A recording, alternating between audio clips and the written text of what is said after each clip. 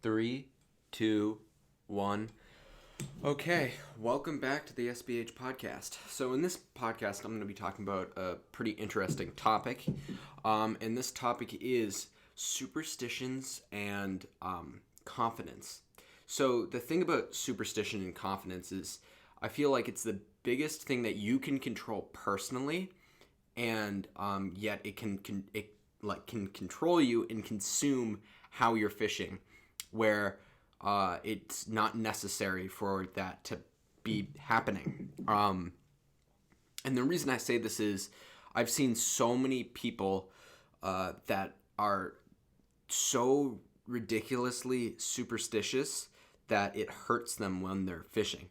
I mean, there's so many stories about people being super superstitious in not only just like plug color and whatever, as well as they have to park in the same parking spots, listen to the same music, drive in the exact drive in a specific lane on the highway to get to their spot. If they did well the night that happened. I've heard things like the person has to park their car, walk around their car, get back into their car, and repark the car because they had to repark one night. I've heard some crazy stuff about that people do, which is just at the same time, superstitions can be kind of fun, or a tradition to be able to I have to do this before I go out fishing or whatever, but it can also get pretty ridiculous pretty quick. And then also it being confidence is I've talked about it in other podcasts. Confidence is very important for fishing, but it's not necessarily,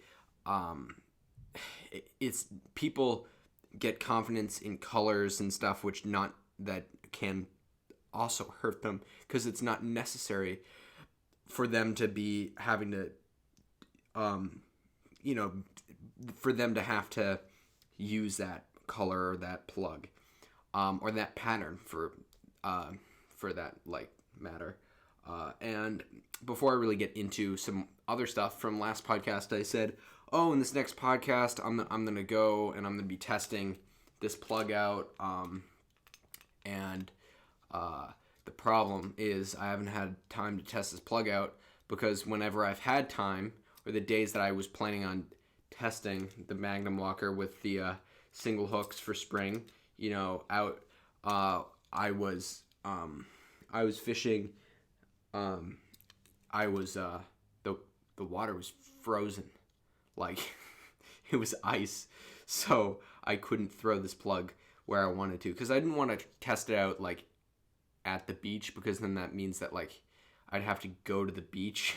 I was hoping to just either be able to throw it in the harbor or in a pond or something, but it's been frozen, so I haven't had a shot to test it out yet. But I promise you, next podcast the weather is going to be getting a little bit better, so hopefully the ice thaws and I can test out the plug with the singles, the Magnum Walker with the single hooks. And those are size 7 single hooks, by the way. I had some questions on Instagram. These are size 7 VMC singles. Yeah. Here you can see right there.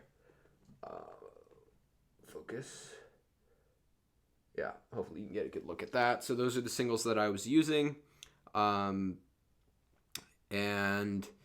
yeah, hopefully, again, here's the thing. I didn't really talk a lot about it because I was doing that raw at that time. I hadn't done anything to the plug, as far as tried single hooks out on it. So the weighting could be off. There's so many things that could go wrong. So I didn't really want to talk a lot about, this is what I use, because I don't know what I use, because this is the first year that I've used Puma plugs in the spring. So I just need to do some tests and try out some different colors and things. So we can get back into the whole superstition confidence. So I'm going to first talk a little bit about confidence. When people are fishing. There are certain things that they prefer. A lot of people love, and I've talked about how I have confidence in certain plugs, so that's why I throw them. Although at the same time, having confidence in plugs is good, or colors or whatever, but it also can narrow your ability to be able to fish. And so that being said, I have plugs that were like, you look at like the plugs that I have right here. I'm just picking up a handful of plugs. I just have all of my plugs dehooked right now. You look at these are a combination of pencils, walking plugs, swimming plugs, jointed plugs. None of these plugs here, or very few of them, are the same colors. So I know people that have their entire garage filled with the same colored plugs, which I think is hilarious and, quite frankly, not that smart, because I think that you can fish with the same colored plug the entire time, but I think that the fact that that is what's controlling you to buy certain things is interesting. Now, again, this is confidence, and I'm not going to say don't do this, because ready? I'm about to grab a bunch of the same colored plugs here. So, black and purple. And then, of course, probably my biggest one for me is yellow. I like yellow colored plugs. So I can't really preach, don't throw a bunch of certain colored plugs.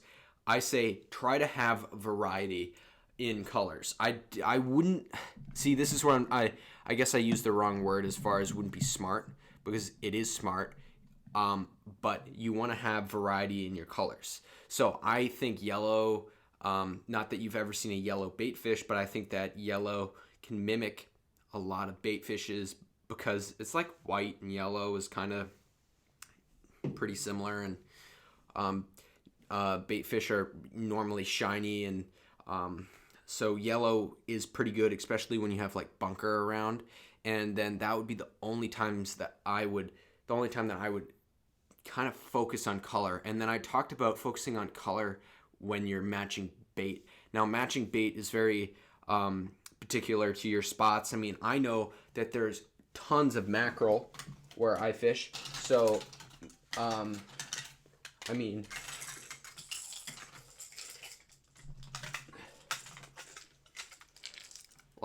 I have tons and tons of mackerel colored plugs. Now, if you can't see this because you're listening to the podcast, I'm just holding up. I have a bunch of plugs at my feet, and I'm holding up mackerel plugs. And now I'm holding up. So and these are not to be, I also have a Pumbaa plug. These are just my non-Pumbaa plug plugs, and I just have a big pile of them at my feet right now. But just so you guys know what I have a few Sebile stick shads. I have Bomber Long A's, which I really love this plug. I also have Cotton Cordell, which I also love. Tsunami Talking Poppers. Then this is another custom plug, wooden plug that I have no idea. And then I have another custom plug, or not custom, but like wooden plug that I don't really know what company makes. So anyway, so I have a lot of colors like that. Now, and then I also have a lot of, I like to call like silver, like black and silver. I have a lot of like black and silver plugs, because I just think that they're great for mimicking lots of bait fish as well, because it has that just darker to lighter shimmery color. And a lot of these are just Bomber Long A's. I was actually a Bomber Long Shot. I had mackerel, Tsunami Talking Poppers, SP minnows. So color, the color is something that's very interesting. I think that people do it very differently, and I think that it's good to have a selection. Having a selection of colors helps a lot while you're fishing, especially in different scenarios one that really sticks out in my mind, and I talked about in a podcast that I did at some point, was, I just am trying to see if I, oh, here we go. So, nope. Hold up. I'm just looking for a plug right now. Whatever. Oh, okay, yeah. Here we go. It was on the table in front of me. That was great. So one story that really sticks out in my mind was there was one night, it was in the fall, and the fishing was really, really good. At this point, I mean, I'm talking about, this was probably the most legendary bite and stuff that I read about for all winter long the year before, about people going out on these rocks at night and having cast after cast of 25 to 30 pound fish, and it just being like so epic. Like, you catch so many fish that your arms get tired. And I even caught so many fish. I was wearing waders, and I was out like on boulders, and the water was getting higher and higher, and I couldn't stay out there long enough in the spot that I was fishing, so I had to move back. So that just shows you where and then I stopped catching them because I had to move back. But that just shows you that, like, there, and I have other stuff that I want to talk about as far as new gear that I might be acquiring to help me get those fish that are further out. But anyway, so like, I had to move back, and I had so many fish between half an hour before dead low tide to, I was pushing it at that point, maybe an hour after. I have this one spot where you wait out on these boulders as far as you can go, and then and it's really quick. Like, you only have maybe 2 to 3 hours in that spot before you get difficult to get back. You have to swim, and it can get unsafe. Now, that night there, the waves were extraordinary. Like, oh my God, they're huge, because what happens is, it's probably maybe 200 feet off of where I was standing. It drops off probably 35 feet or more, like super deep, and then it comes up really steep, and then there's a big boulder field.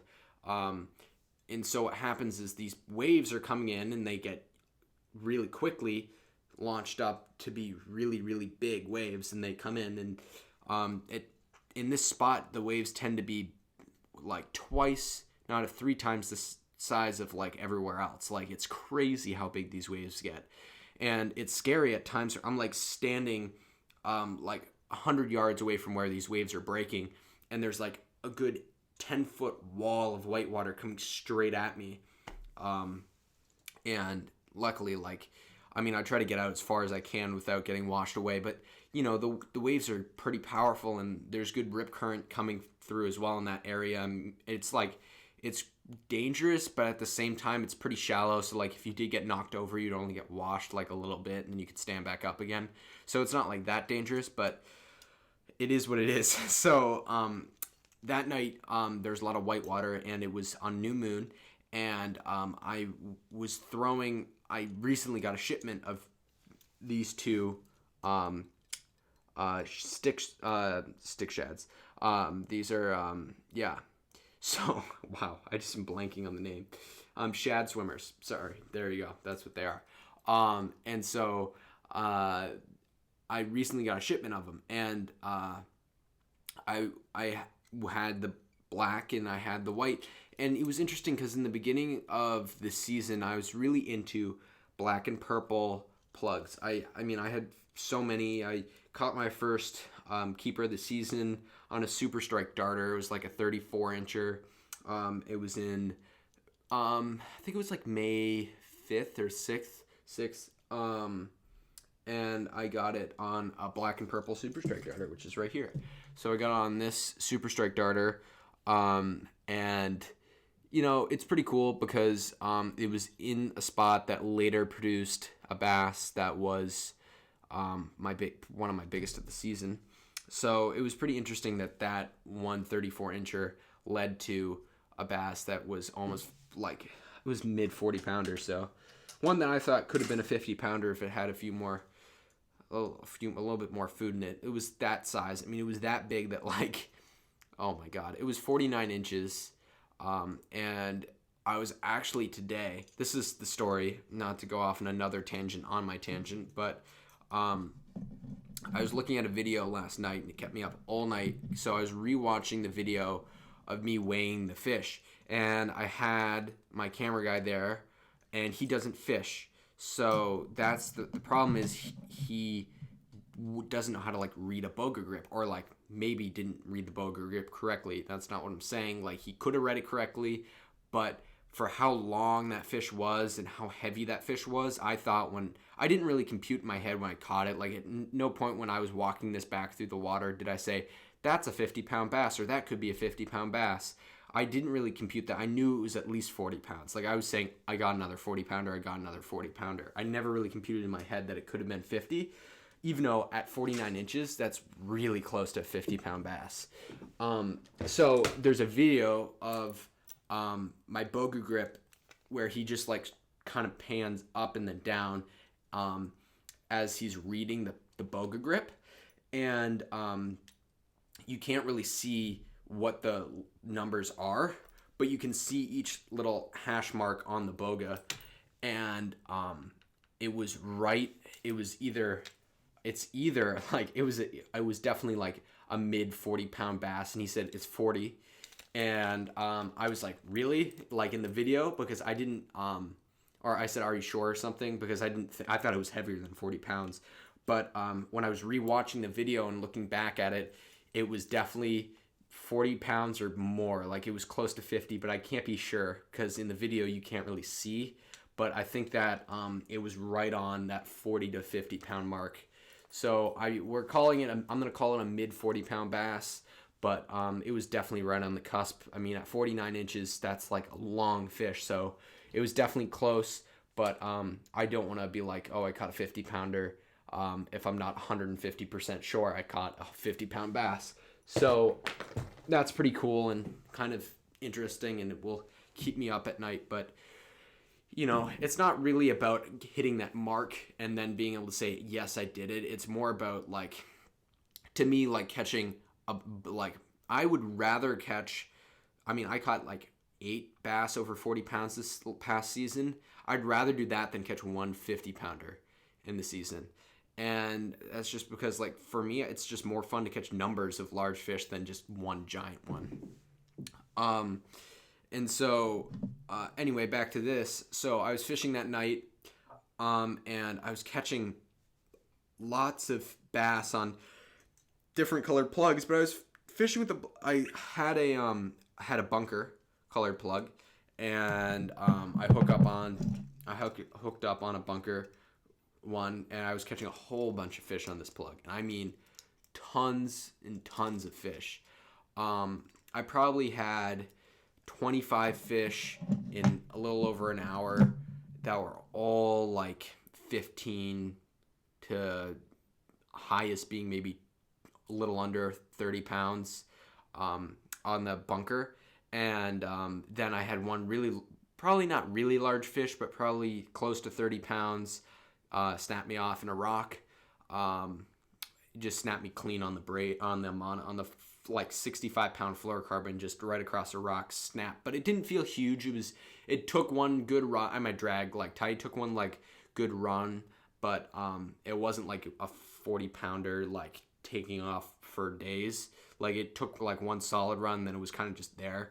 It didn't feel like it was super heavy. Like I don't think it was giant, but it was definitely a really solid fish, and it snapped off on the rock, and so I lost the plug, which was very like I was so upset. And I dug through my bag looking for the same color, and I couldn't find it. Then I dug through my bag looking for the same plugs, and I had two. I had a white one, and I had a black and purple one. Now, black and purple did very well for me for like a good part of the season, and I was pretty confident in it. But at the same time, like I'm doing so much better on like bunker colored plugs, like primarily bunker colored plugs, that I just didn't want to like veer from throwing a bunker colored plug. But but I also had a white one, and white is kind of the same color as a bunker.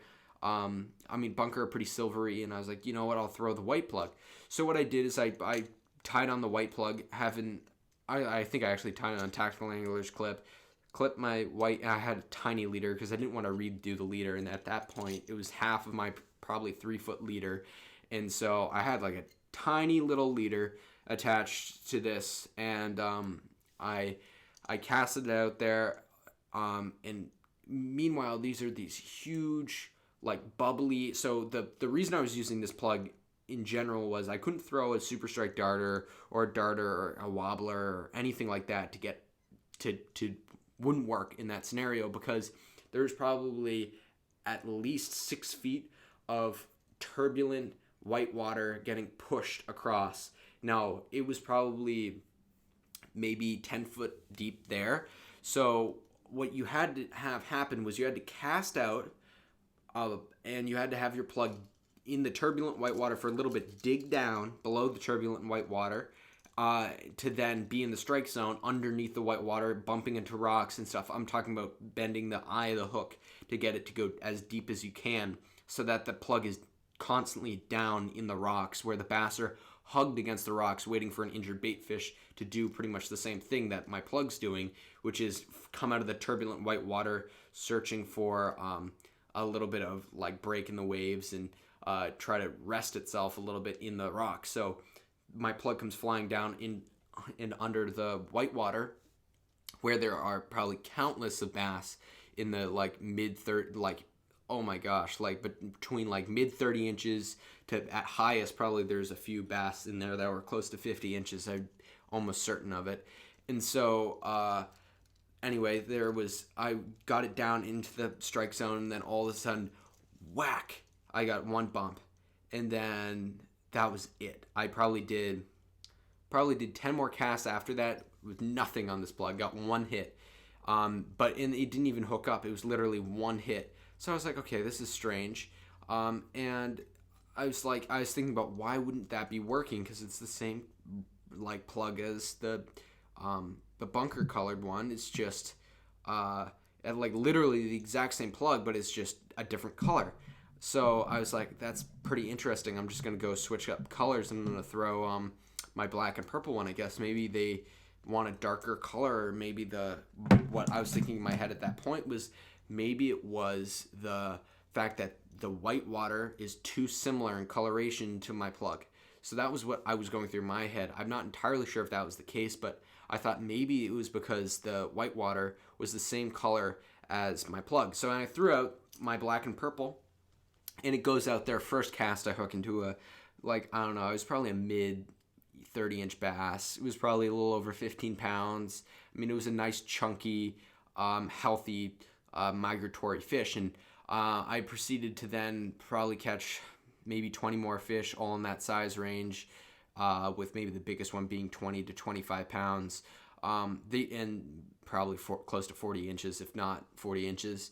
And so I was catching a lot of really quality, nice fish on the black plug, which was interesting. And it was not just because it was a new moon, but I thoroughly believe that it was because the color of the water was different. Now, if I was so keyed in, I was like, I love white colored plugs, and I'm not going to throw any other plug but white because I think white is the best, then I probably wouldn't have had the idea to switch up to this plug, which would have caught me those 20 other fish, including one of those bigger ones. So that's what I went on that story for, because I thought, in my head, I was like, why isn't this working? I made a game time decision, I guess, to switch over to another plug, and I was under a time crunch because I didn't have very much time to really to fish there, because the tide was coming in really quickly, and it's difficult to fish in a spot that the tide is rushing in really fast, and the waves are getting closer and closer to you, and I didn't want to risk it. Having been wearing just waders, so I bailed out of there, even though at that time it was such a good bite. I pretty much swam out of there. It wasn't much wading going on because I was so I just did not want to leave, and you can imagine. And so now, having done that, like, because I was wearing waders, and the reason I'm wearing waders is because it was mid to late October. Just trying off the top of my head, I could literally look at my log and get the exact date, but I think it was late October. So again, water temperature is cooling. They're probably in the low 60s, if not into the 50s by that point. And then it was probably, and by probably, it was a guarantee because the waves were that big that it was super, super windy. And it was probably out of the north in that spot. So that means that the wind's out of the north there, or the northwest, I guess. And so that means the waves, I mean, the like, it was cold, is what I'm trying to say. It was not warm. So I have to wear, I wear my Stormer jacket, and then I'll even wear like a fleece thing under my Stormer jacket in those scenarios. And then I'll also be wearing like full like sweatpants in my waders because it's cold when it's like freezing cold and it's blowing really quick. When it's blowing really hard, it's not warm, and you're definitely getting cool out. So what I literally did today is I went to the surf store in near where I live, not near, but wherever. And so I went and I looked at wetsuits.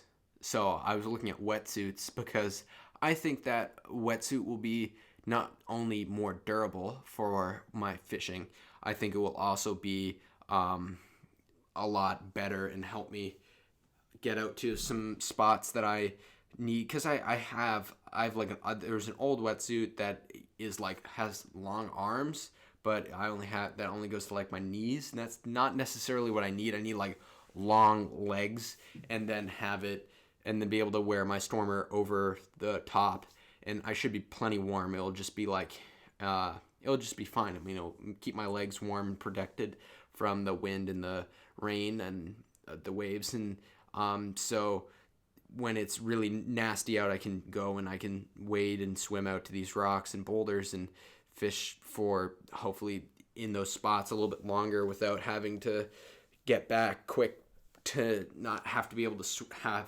like the ability to swim.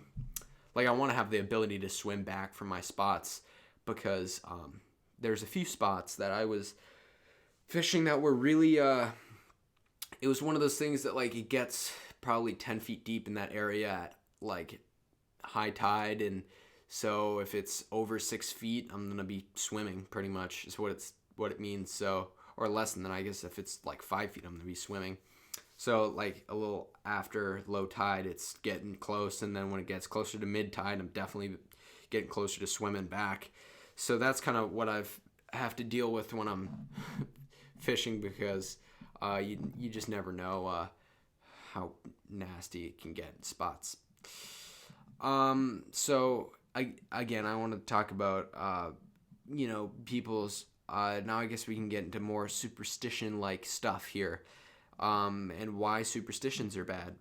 So the thing about superstitions is they do nothing but drive you absolutely nuts. And I've spent my entire fishing thing, my entire time that I've been fishing, been like kind of in and out of superstition, like trying to like not be in superstition.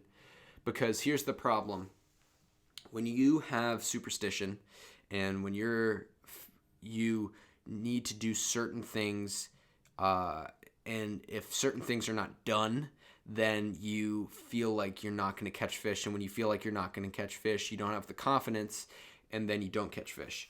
So that's a big problem. Not having the confidence to catch fish is definitely a big problem. And I think that what you can do to fix that is fishing. So here's like for instance, like being I was super superstitious when it came to fishing in like I would have to go to this one spot, and if there was like if it was like wavy out, I'm trying to think because this was a while ago, and this just shows you that like I don't have that much superstition now because I've tried to stay away as far away from it as I can. So if it was wavy in this spot, I knew I was gonna not do well, and so I went and I thought I was not gonna do well, and I did well that day, and then it just completely changed me thinking about superstition because there was a day that I did well when it was not wavy. And then the other thing that my superstition was big on was like the power of negative thinking. Like I would say, oh, I'm not catching a fish today, oh, we're not going to do well. And then when I would say that, we would always do well. And whenever I was like, yeah, we're going to be confident, we're going to catch a fish today, I believe we're going to catch a fish today, we always didn't catch fish. So it was like the power of negative thinking. And that was kind of as far as my extent to like superstition that goes. But the thing is, you don't want to be thinking so like strictly on, oh, I'm gonna do well today or I'm not gonna do well. That's something that I would say make a game time decision on. And the reason I'm saying like game time, I'm saying like, okay, if I'm gonna fish tonight, I get to my spot and I assess my conditions, and I don't feel well once I'm there and assessing my conditions, then that's a decision that you can make to switch and move to another spot. Because I've had multiple times where I've showed up to a spot and I've felt bad about the spot because of something going on, like it's not been wavy or there's seaweed or the wind's blowing in the wrong direction, and I decide to like move somewhere else. And then it's so much better in that other place anyway. Because I'll always fish a spot. My rule of thumb is fish it at least 10 casts. If not, I say at least 10 casts to a half an hour, depending on how much time you have. If you fish a good 30 minutes and you're getting nothing, then I say pack it up and move. But I would say if you fish 30 minutes in a spot that has all the correct conditions and you're still not catching anything, give it another 30 minutes. Because I've had times where I fished 3 hours with not a single bite, but very close. Like I'm talking about the 9th inning, we hooked a 48-inch bass on the 9th inning. Like I was fishing with my former co-host, my brother, who was there, and this was the first time I took him out fishing with eels, and he didn't believe me. We fished for 3 hours in the spot with not a single hit for him. He didn't catch anything. I had probably 4 fish that were like in the low 30s, which so like I'm like doing okay, but not as well as I would have wanted to. I was hoping for at least a few nicer bass, and then he hooks into the mother of all striped bass. I mean, a good 48-inch bass is beautiful. I mean, that was easily a mid 40 or like a 40-inch bass. Unfortunately, as I went down to grab it, we were on a very steep cliff. And I went down to grab it, and I grabbed the line, and I'm pulling it, and I with my up a little bit to grab and I had my boga in one hand, and I tried to grab it with the boga, and the hook, it shook, and the hook popped out, and the bass slid into the water. But it was definitely, I mean, it was a huge fish, and this was again, and this is estimation that it was 48 inches. But the reason I'm saying it was 48 inches is because the day after we caught a bass that was almost identical in size. That was 48 inches, and that one was 40 pounds. And so that just shows you, like, you know, you can, like, it was cookie cutter bass that were there that new moon. I mean, and that was the thing, like, I've fished that spot very hard, and then it just shut off for some reason. And it was good during the spring, but bad for the middle of the summer and bad in the fall. I even fished it in the best conditions, and it just didn't perform. So, you know, sometimes places work and sometimes they don't. It's just, so, you know, it's a lot of, like, people always ask me, they're like, how are you so, like, how do you catch fish so consistently? And I say it's just about having tons of locations with very similar conditions, to, like, if you find one ingredient of location that works super well, try to replicate that in about 6 different spots with different winds and different depths and everything like that. And generally, if you can do that, you can pretty much be confident that you can catch bass, and each one of those spots will light up at some point in the year. And that's just what I think, because I've had spots like that have been bad for like the middle section of the year, but then got really good towards the end, and were good in the beginning and bad in the end. And so, it's interesting how different places turn on and off depending on bait and everything. But it's one of those things that time of day and also plays a big role into my fishing. But confidence wise, I feel like I'm more confident that I'm going to catch a big fish at night, which can be my downfall because I don't fish enough during the day. So that's something that I would say is confidence, as well as, I wouldn't say it's a superstition, I would just say it's more confidence. I mean, I fished a lot during the day. It's just that like half the amount of times that I fish during the day do I catch large fish compared to when I'm fishing at night. And I feel like I need to change that, and I think that it's all about just waking up early and putting yourself in the positions to catch a big fish. But as many of you know, it's sometimes pretty difficult to wake up early and get yourself psyched up at 2-3 in the morning to get out to your spot before daylight, because for some reason in this part of the world during the middle of the summer, the sun has to rise at 3 in the morning. Like, it's literally starting to get bright out by 3 in the morning. You probably have, I'd say, from maybe 10 to 3 in the morning as it dark out, which is like, you wouldn't think about like it being dark out. You're like, oh, it's dark out like 8. No, I'm talking about pitch black, like dark as it's gonna get. You get from probably 10 to maybe 3 in the morning. And I fished both sides of that, and it's pretty interesting when you fish two sides of like sunset and sunrise, or you're awake for that, like both sides of that. It's pretty cool and magical, and I hope to experience that more and do and log in more hours of bass being productive in the like different times in the night, and when their different bites are, because I bet I've had a lot of luck, but from like sunset to like 2 to 3 hours after sunset, I've had a lot of luck, and the same vice versa, like right at sunrise, I've had a lot of luck too. But I want to do more in that like middle darkness, because I've heard that the biggest fish are feeding when it's like the slowest tides and it's at its darkest. So I'm talking about probably 12 to like 1 to 1:30 in the morning.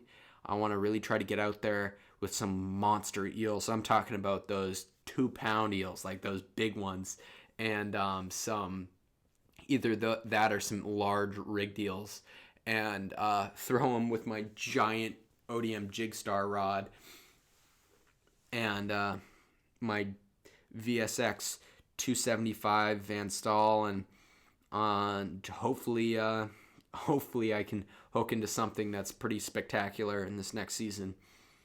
And then another thing that I've been thinking a lot about is why is, like, because I have this in my brain that like there's no way I can repeat my season on, that I have a horrible season, all the conditions are going to be like, I have all these things, negative things running through my head, like, you've just had one really good season. It's not going to repeat. There's no way you can do what you did last year. And it's kind of the nightmare I have of me not doing well next season. But then in the back of my head, I like think the bait fish have to do what they have to do, which is they have to migrate and they have to get down here. The season before, it was very similar bait patterns. I heard very similar things. And last season was a horrible season for me, even though the bait did fairly similar things. So all that matters to me is if I can get the adult bunker to be just in the area, then I guarantee that the season will be an equal repeat of last year. I'm just talking about, I need those huge adult bunker to be in the area. That's super, super important for me to have success next season.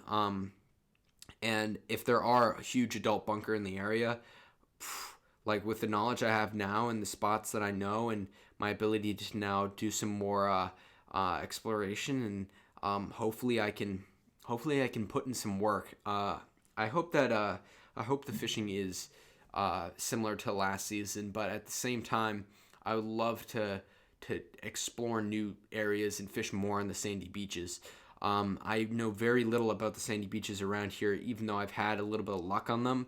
It's been, in my opinion, a lot of dumb luck to how I've done okay a few nights, but I need to, talk to some people, try to get some more local knowledge on some of these beaches.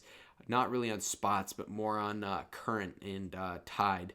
Is it better on an outgoing or on an incoming on a lot of the beaches around here? I don't know that much about that in particular. I know a good amount about how to fish it and how to find spots, so I'm not too worried about that. Even though I bet just through my adventures I'll be able to find some spots or learn it from a few other people. So I just need to try to, figure out some locations on the sandy beaches that work well for me. Because it will be pretty interesting because I really, as I've said before, the having not been that good, not being that good at fishing back bays and fishing beaches, I need to figure out and replan my way of fishing. And it's funny because I got so, my life got consumed by catching large fish last season, and I'm sure it will again. As far as, to me, if I'm not catching a bass that's over 35 inches, I'm not happy. And that's really sad in some aspects, but that's why I was staying away from the back bays, because the thing is, you have to weed through a lot of small fish back there to then catch some larger fish. Because a lot of the time it's shallow water and it's warm water, and those bigger fish are not too happy in those conditions, so they don't generally come in there during the day. Or if you want to fish it, I've heard the best time to fish it in the middle of the summer, the dog days of the summer, are in that early morning when the water's the coolest, because if you think about it, it's been cooling off all night long, and then it starts to get bright, which has that little switch that kind of gets the bass starting to bite again. So that's a spot that I just don't feel confident in, but I need to, risk it, spend some nights there fishing with the perfect, because if you think about it, you only have a certain amount of moon phases in a fishing season, and that's when you're going to be catching all your largest fish. Do I sacrifice a few moon phases for exploration? And I guess I'd have to. And the thing about that is I can spend a whole day, it's just going to be an endless, I'm going to get no sleep over the moon phases because I have so many things that I want to try and catch some big fish. I think my first major goal is just to get on some big fish. So to pretty much follow similar patterns that I was trying to follow last season, and be a little bit more smart, be a little bit smarter about logging them a little bit more consistently, whether I do good or bad. And that's really tough because I get I just stop logging days in general because I just get bored of doing it, because it is 15-20 minutes of me typing into a thing about stuff: moon phase, barometric pressure, tide, temperature, water, whatever. So I have to type in that type of stuff, and I was getting tired of doing that, and I stopped logging just random days that I wasn't doing well, and I was only logging the days that I was doing well, which is not necessarily good either, because that means that you can't learn from not doing well. And I feel like a lot of people are you have to get skunked a certain amount of times to know what to do to fish in another scenario and to catch bigger fish. And I don't necessarily agree with that. I feel like if I'm getting skunked, I'm doing something horribly wrong, and I should at least be catching schoolies. And in a lot of my experience, if you're not at least catching a few fish in that area, you're not going to be catching a big fish. Rarely do you catch no smaller bass and then catch a large fish. And it's interesting because a lot of people are saying, oh, there's not a lot of medium-sized bass, in spots. And I saw a huge influx in that, 28 to 40 inch fish, and I'm talking about all the inches in between, sizes. I caught so many bass in that 30 to 40 inch size. Oh my god.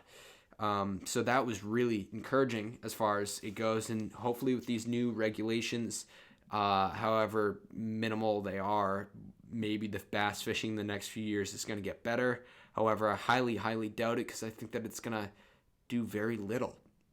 I think that a lot of the fish that people do catch are those medium-sized bass, and I think a lot of breeder-sized bass are those medium-sized bass. But I think it is good to let the bigger fish go because that gene, like if you think about it, not all fish get to be 48 inches, It's very, there's like that gene of that bass getting to 48 inches. You want that to get passed on to the next generation. So hopefully those bass get to be that big. But again, it takes 20 years for a bass to get to be like 48 inches. So it will be a long, long time. Like the bass that I'm catching now, their offspring are I'm gonna be like 40 before I catch a fish that's as big as that fish from those fish, if that makes sense. So it takes a long time for them to really, for the cycle to, like, I'm not 40, that I'll be like 30, but still, so that will be, like, if you think about it, those fish have a long way to go because their tiny little babies have to grow for 20 years, and I'll be in my mid-30s before I see that bass be 48 inches again. And that's pretty crazy to think about it. So it does take a while for those fish to get that big. So again, think about what you're going to do. Is it worth killing a fish if you, is it worth killing the fish to just be able to show people, or, to take a picture? And I've said this, I was fortunate that the two biggest fish of the season that I caught happened to be on camera, but, or I happened to have somebody there with a really nice camera, but I probably caught probably 5 to 6 fish that were not even photographed that were all that big, that were very close, within those high 40 inches. So there's a lot of fish that I did catch that weren't photographed. I'm excited because I think that I'll have a lot more photo and video of fish this coming season, so it should be quite awesome to see what happens. And I'm getting the worst cabin fever, fishing wise right now. I'm getting the worst cabin fever. Like, I've been watching fishing videos and been looking at old photos and just like itching to get out there, and really it started to kick in. And it's funny because like we're close. We're within, I'll probably catch my first striped bass in probably 8 weeks. So that's not that long away from now, I guess. It is March 1st when I'm recording this, and I'll post this on Wednesday of this week. So there you go. So it's pretty interesting as far as these, we're getting close. And the fishing show, the Rhode Island fishing show that I'll be at is coming up, so I hope to see everybody at that as well. And I think that is it for this podcast. Thank you guys so much for listening and watching this podcast. It was one that I thought was pretty unique. I thought this was going to be a pretty unique podcast because I don't think I've ever really heard somebody talk too much about superstition and fishing. Although there are a few, I've heard a little bit about it, but I think that it's important not to follow superstition, and I think confidence is important to push your boundaries of confidence in fishing in comfort zone, because it might be easy to do the same thing if it's productive, but how do you know that that thing that you're doing right now is not going to end up getting killed at some point? Like, what happens if that, because I'm so good at fishing off the rocks, that's where I fish. What happens if the rock, if fishing off the rocks gets horrible this next coming season, or not in this season, but maybe in not this year, but the following year, the fishing is horrible. I'm not going to have the skills that I need to go fish another area if that area is getting lit up, whether that be the beaches or the back bays. I'm going to hopefully by the end of this season, have a little bit better knowledge of at least one of them, not if both, which would be really awesome. So anyway, thank you guys for listening to this podcast. I hope you enjoyed, and see you next time.